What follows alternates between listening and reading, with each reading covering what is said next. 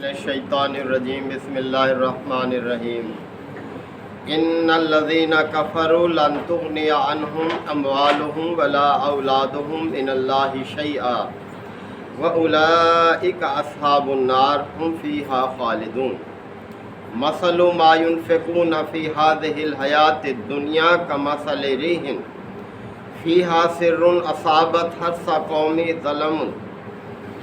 قوم ظلموا انفسهم فاہلکتہ وما ظلمهم اللہ ولکن انفسهم یظلمون صدق اللہ مولانا العظیم۔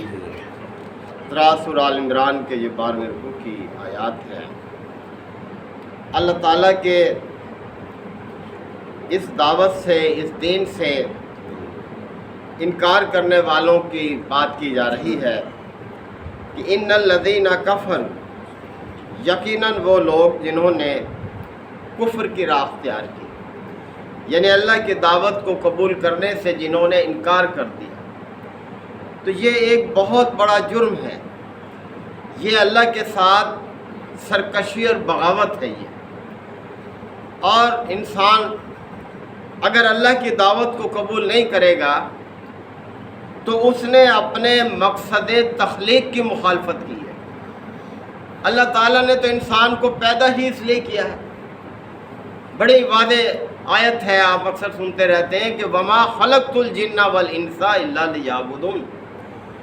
اللہ نے جنوں اور انسانوں کو صرف اور صرف اپنی بندگی کے لیے پیدا کیا، اور اللہ کی بندگی اللہ کی دعوت کو قبول کرنے سے حاصل ہوتی ہے۔ تو جو شخص اللہ کی دعوت کو قبول کرنے سے انکار کر دے وہ تو بہت بڑا مجرم ہے اللہ تعالیٰ کے ہاں۔ تو اس کا انجام اللہ تعالیٰ نے کیا بیان فرمایا؟ فرمایا لن تغنی عنہم اموالہم ولا اولادہم من اللہ شیئا، کہ اس کے یہ مال اور اولاد اللہ کے مقابلے میں اس کے کسی کام نہیں آئے۔ انسان کو زیادہ تر انہی چیزوں پر زوم ہوتا ہے، مال پر، اولاد پر، لیکن اللہ کی پکڑ سے، اللہ کے عذاب سے کوئی چیز بھی نہیں بچا سکے گی۔ مال ہو، اولاد ہو، یا اس کے علاوہ اور کوئی انسان کے ذہن میں سہارے ہوں، کوئی اللہ کی پکڑ سے اس کو بچا نہیں سکے گی، اس کو اللہ کے عذاب سے محفوظ نہیں رکھ سکے گی۔ تو خبردار کیا جا رہا ہے کہ دیکھو اللہ کی دعوت سے منہ نہ موڑو، اس میں تمہارے لیے دنیا اور آخرت ہر جگہ اسی سے خیر ہے تمہارے لیے۔ وَأُولَٰئِكَ أَصْحَابُ النَّارِ، تو وہ کہاں ہوں گے؟ پھر ان کا ٹھکانہ کیا ہے؟ وہ آگ میں جانے والے ہیں۔ اور آگ بھی، یہ دنیا کی آگ برداشت نہیں ہوتی ایک لمحے کے لیے بھی۔ ہم چولہا جلاتے ہیں، جیسے شعلہ بنتا ہے ہاتھ پیچھے آ جاتا ہے، ایک لمحے بھی برداشت نہیں کرتا۔ تو وہ آگ تو کہیں زیادہ گرم ہے اس آگ سے۔ اور فرمایا کہ وہ آگ جو ہے پھر ہم فیہا خالدون، وہ اس میں ہمیشہ ہمیشہ رہیں گے۔ تو انسان سوچ لیا، دیکھیں اللہ نے خبردار کرنے میں کوئی کسر تو نہیں چھوڑی، کتنا واضح اعلان فرما دیا کہ اللہ کی دعوت سے انکار کرنے والے لوگ جو ہیں وہ آگ میں جانے والے ہیں اور ہمیشہ اس میں رہیں گے، اور کوئی چیز بھی انہیں ان کو بچا نہیں سکے گی اللہ سے۔ مثل ما ينفقون في هذه الحیات الدنیا، دنیا کی زندگی میں وہ جو کچھ خرچ کر رہے ہیں اس کی مثال ایسے ہے۔ یہ لوگ، یہ اہل کتاب کہتے تھے ہم بڑے نیک ہیں، جنت میں تو ہمیں نہیں جانا ہے۔ بھئی کیسے جاؤ گے؟ اللہ کا پیغمبر آ چکا، تمہارے سامنے دعوت رکھ رہا ہے، تم پہچان بھی چکے ہو اس کی دعوت کو، اس کی ذات کو، اس کی یہ سارے قرآن کو پہچانتے ہو، لیکن پھر بھی تم ضد پہ اڑے ہوئے ہو۔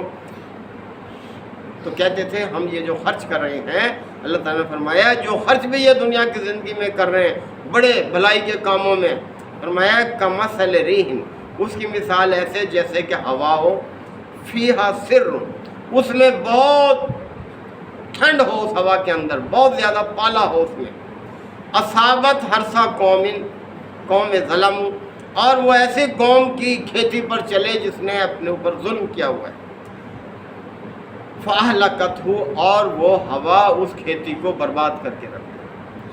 یعنی تم اپنے تئیں یہ سمجھتے ہو کہ ہم بڑی نیکیاں کر رہے ہیں، ہمیں ہی جنت ملے گی، لیکن اس کے ساتھ ساتھ جب تم نے اللہ کی دعوت کو ٹھکرا دیا تو تمہاری وہ نیکیاں اللہ کو قبول نہیں، وہ سب برباد ہو جائیں گی۔ وما ظلمہم اللہ، اور یہ کوئی اللہ نے ظلم نہیں کیا تم پر، ولکن انفسہم یظلمون، بلکہ انہوں نے خود ہی اپنے اوپر ظلم کیا۔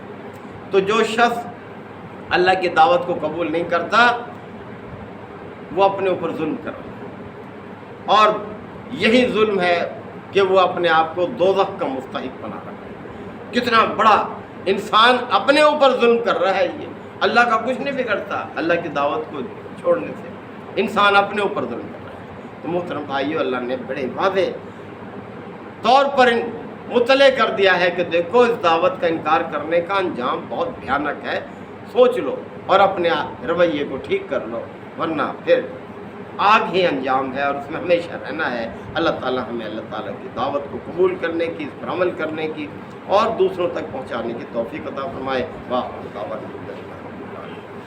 الحمدللہ وکفا وسلام علی عبادہ الذین اصطفیٰ۔